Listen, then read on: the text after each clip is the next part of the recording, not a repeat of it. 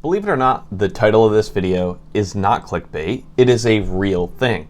In an attempt to make BMWs more affordable, perhaps more appealing to the everyday person, BMW has done the unthinkable.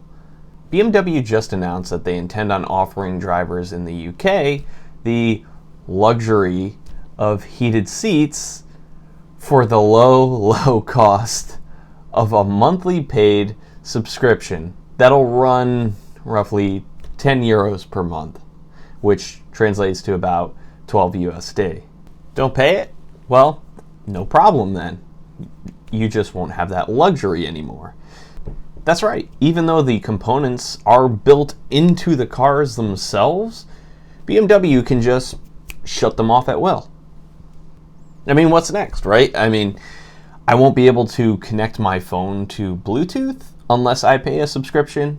Maybe I won't be able to have power seats unless I pay a subscription. Heck, maybe my infotainment system won't work at all unless I pay my BMW overlords. Now, a quote from CNN says, "Of course, you can still get heated seats the regular way. Just buy them as an option when you purchase the car. But for those who didn't do that or who bought a used car without that feature, BMW will enable it for a monthly fee so you can try out having nice warm seats on a cold day." Hold on though. While in theory it sounds crazy, I think it can potentially make some sense. So I'm going to make sense of it. Or at least I'm going to attempt to. So the idea is a BMW might be sold at a more appealing price point for your everyday person, right? Meaning we'll inevitably have more people on the road that don't use their turn signals. Jokes aside, these vehicles will be offered with the components built in, but they'll be deactivated by default.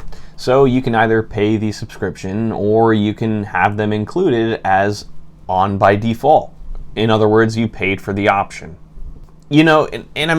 Theoretically, this can make some sort of financial sense. For example, if you don't live in a particularly cold place, then you probably don't actually need this feature year-round. And maybe it starts to make a little sense then, right? Because you can use it maybe 4 or 5 months out of the year and then shut it off and stop paying the fee. And at its price point, roughly 12 USD per month, that's probably not too bad depending on how long you actually have the car. And the idea of being able to put that into a car that didn't previously have it just because you decided to buy used and it wasn't optioned is a pretty nice touch as well. So let's talk some numbers. The option of unlimited heated seats, that sounds ridiculous saying that, but we'll push on. This is the world we live in now.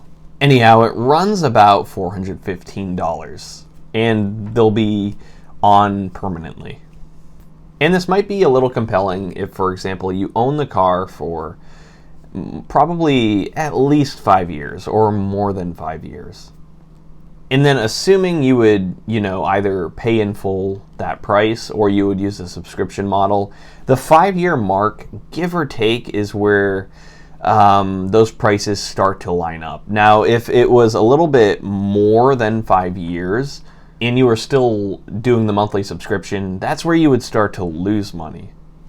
So while I do like the idea as well of potentially being able to, add it as an option in a car that didn't have it, like a used car that didn't have it, it also opens up the door for some potentially shady business practices. Not saying it's something that would happen, but let's say a car had this optioned in, they had it unlimited, they sold the car. Theoretically, I suppose you could deactivate it and then have the next customer pay for that option yet again. So you continuously have your next customer pay for this option over and over again. I'm not saying that's something that'll happen, but it kind of puts that in the air. So even though ultimately it does kind of make sense when we take a step back and try not to think about how crazy this all sounds, it does make you kind of wonder what the next feature will be to be behind a subscription paywall. So this is definitely a pretty divisive topic, so I'd be curious to hear your thoughts on it, and I'm curious to see if we have people from both sides of the spectrum, if we have people who think this is horrible and it should just come with the car, especially if they're building it into, you know, the actual cars themselves. Like, why disable it to begin with? I mean, if you're buying a BMW, what's $400 extra anyhow?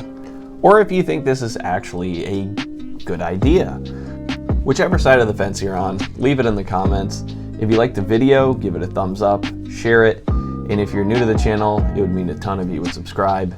Thanks, and I'll see you in the next video.